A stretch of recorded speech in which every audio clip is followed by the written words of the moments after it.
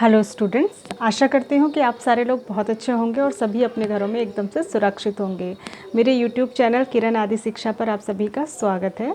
हम लोग NCERT class 9th का एक नया चैप्टर जो कि चैप्टर नंबर 7 है उसको स्टार्ट करने जा रहे हैं और इसका नाम है ट्राइंगल्स। ठीक है, और बाकी के जितने भी चैप्टर्स हैं उनके रिस्पेक्ट में इस चैप्टर को आप लिटिल बिट थोड़ा सा जो है मॉडरेट लेवल का, यानी कि थोड़ा सा टफ आप इसको मान सकते हैं। अभी तक के जो चैप्टर्स थे बहुत आसान थे, तो इसमें थोड़ा सा आपको थोड़ी ज़्यादा मेहनत करनी पड़ेगी। तो आज इसमें जो बेसिक कंसेप्ट है उसको मैं आपके सामने जो है डिस्कस करूँगी, जो कि है कॉन्ग्रुएंस ऑफ ट्राइंगल। ठीक है, तो यहाँ पर हमको जो है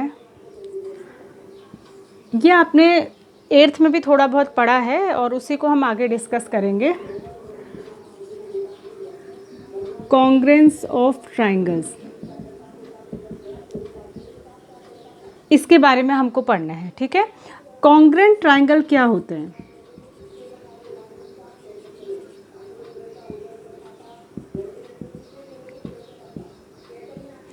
कॉन्ग्रुएंट ट्राइंगल्स वो होते हैं जो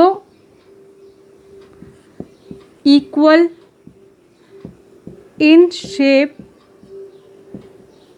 एंड साइज हो। ध्यान देने वाली बात है, शेप और साइज दोनों वर्ड लिखे हैं। ठीक है, इसका मतलब यह है कि शेप तो एक जैसी होनी ही चाहिए, साइज भी इक्वल होना चाहिए, तभी हम उनको कॉन्ग्रुएंट कहते हैं। ठीक है, एग्जाम्पल के तौर पर अगर मैं यहाँ पर एक स्क्वायर बनाऊँ, ठीक है, ये स्क्वायर है, इसका नाम है ABCD। मैं अभी कॉन्ग्रुएंट फिगर्स की बात कर रही हूँ, ट्राइंगल्स पे हम बाद में आते हैं। और एक और स्क्वायर बनाऊँ, देखो दो चीज़ होती है, एक होती है सिमिलैरिटी और एक होती है कॉन्ग्रुएंसी।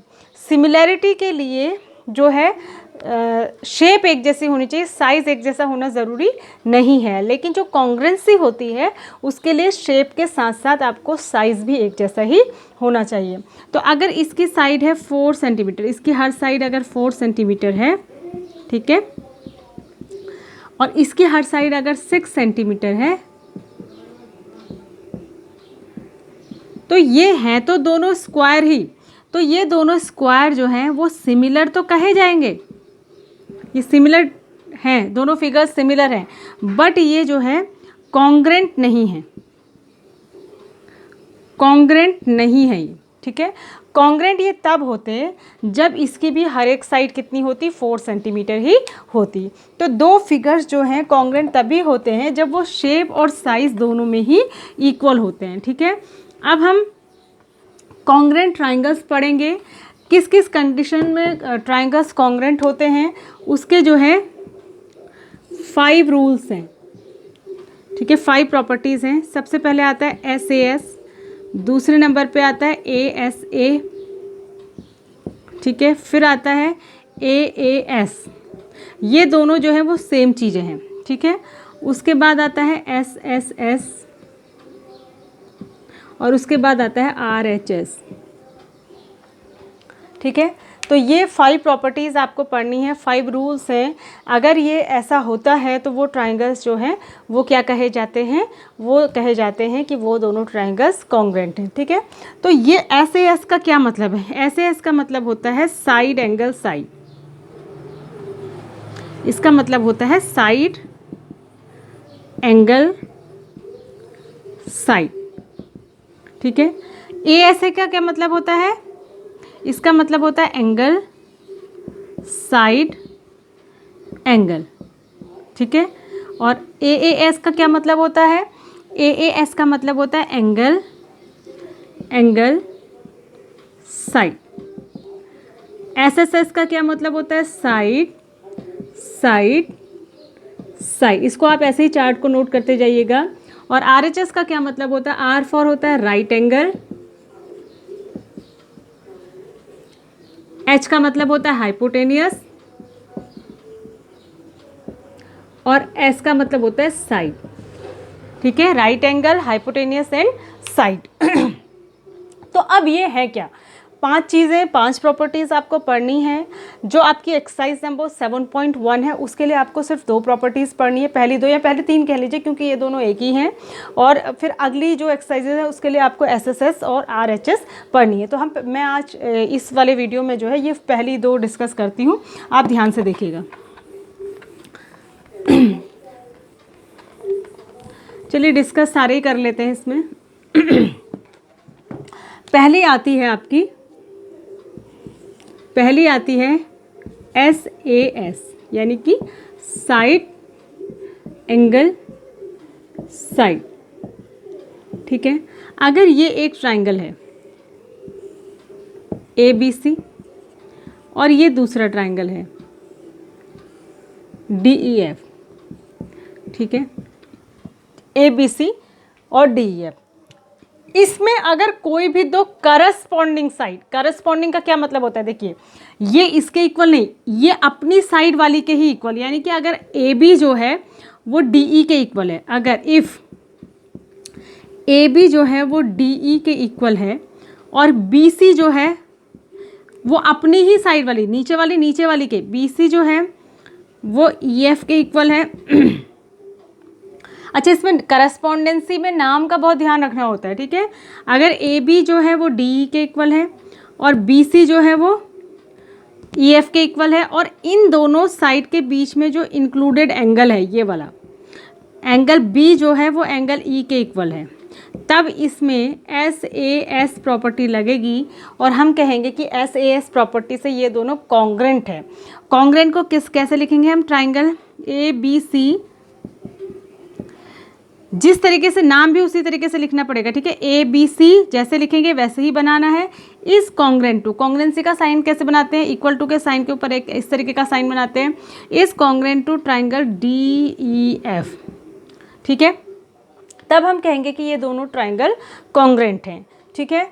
तो इस प्रॉपर्टी को कहते हैं SAS प्रॉपर्टी। ये आपकी बुक में एक एक्सियम है, यानी कि इसके लिए कोई थ्योरम नहीं है और इसको प्रूव करने की ज़रूरत नहीं होती है, इसको हम डायरेक्ट अप्लाई करते हैं, ठीक है। अच्छा, एक चीज़ और इसमें आपको मिलेगी CPCT, ठीक है। इसका मतलब होता है corresponding parts of congruent triangles, corresponding parts of congruent triangles. एक बार जब ट्राइंगल जो होते हैं वो जब हम कॉन्ग्रेंट प्रूव कर देते हैं, उसके बाद बची हुई जितनी भी करस्पॉन्डिंग साइड्स एंड एंगल होते हैं वो इक्वल हो जाते हैं। अगर हमें ये गिवन है, ये 3 चीज़ गिवन है, तो इससे हम ये कह सकते हैं कि ये ट्राइंगल कॉन्ग्रेंट है। और जब ये कॉन्ग्रेंट हो जाएंगे तो फिर करस्पॉन्डिंग एंगल C जो है कॉन्ग्रेंसी के बाद F के बराबर हो जाएगा, एंगल A जो है D के बराबर हो जाएगा, ये वाली साइड भी जो है इस वाली साइड के इक्वल हो जाएगी। किससे हो जाएगी ये, इस प्रॉपर्टी से, CPCT से, यानी कि corresponding parts of congruent triangles, ठीक है। तो हम इसीलिए क्वेश्चंस में हमको जो है इनको कॉन्ग्रेंट प्रूव करना होता है। अगर हमें कोई और चीज़ प्रूव करनी होती है, कोई और साइड किसी के इक्वल या कोई और एंगल किसी के इक्वल प्रूव करना होता है, तभी हम CPCT से इसको प्रूव करते हैं, ठीक है। उसके बाद दूसरा आपकी प्रॉपर्टी जो आती है, वीडियो लंबी हो जाएगी, चलिए 2 ही प्रॉपर्टीज़ हम डिस्कस करेंगे। दूसरी प्रॉपर्टी होती है ASA प्रॉपर्टी, ठीक है। इसका फुल नेम होता है एंगल साइड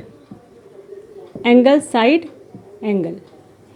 इसमें क्या होना चाहिए, अगर मैं एक ट्राइंगल बनाऊं ABC और एक ट्राइंगल बनाऊं DEF,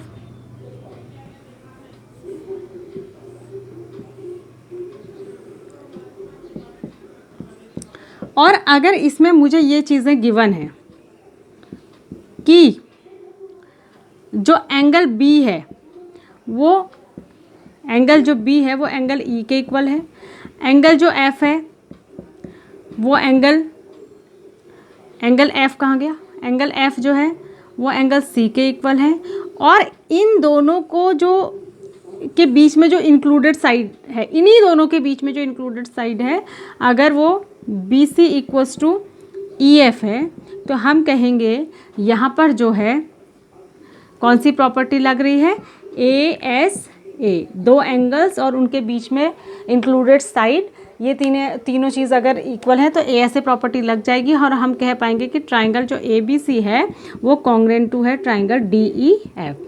ठीक है, देखिए इन दोनों प्रॉपर्टी में एक थोड़ा सा फ़र्क है।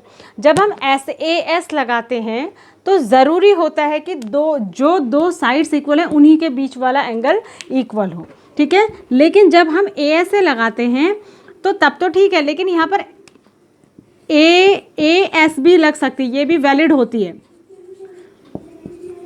वहाँ पर जब हम एस एस लगाते हैं तो वहाँ पर एस एस ए वैलिड नहीं होती। मतलब अगर दो कोई सी भी साइड इक्वल हो करस्पॉन्डिंग और कोई अलग एंगल, इनके बीच वाला एंगल नहीं, कोई अलग एंगल इक्वल है तो प्रॉपर्टी नहीं लगती है। ठीक है, ये ध्यान रखना। या ए एस एस भी हो तभी भी प्रॉपर्टी नहीं लगती है। इसके लिए होना यही चाहिए कि जो दोनों साइड्स इक्वल हैं उसी के बीच में जो एंगल है वही इक्वल होना चाहिए। पर यहाँ पर ए एस लग जाती है। कहने का मतलब ये है कि अगर आपको दिया होता angle A equals to angle D, ठीक है, ये इसके इक्वल दिया होता, और angle B equals to angle E दिया होता, ये इसके इक्वल दिया होता, और साइड कोई इन दोनों के बीच वाली साइड, ये वाली साइड नहीं दी होती बल्कि ये वाली साइड दी होती है आपको ये वाली दी होती, या ऐसा भी दिया होता कि ए सी इक्वल्स टू डी एफ, तो तभी भी ये प्रॉपर्टी ए एस से लग जाती है, यानी कि कोई भी दो एंगल और एक थर्ड साइड। ठीक है, तो ये इन दोनों में फ़र्क होता है। तो ये थी आपकी दोनों प्रॉपर्टीज़। ठीक है, अब हम नेक्स्ट वीडियो में जो है इसकी जो थ्योरम है उसको डिस्कस करेंगे, और आगे के क्वेश्चंस जो है 7.1 के भी उसी में डिस्कस करेंगे। पहले आप इतना समझ लीजिए जितना मैंने इसमें बताया है। ठीक है, अगर नहीं आता है तो वीडियो को बार बार देखिए, फिर भी दिक्कत होती है तो मुझे कमेंट करके आप पूछ सकते हैं, अपनी क्वेरीज भी पूछ सकते हैं। Thanks for watching, God bless you all.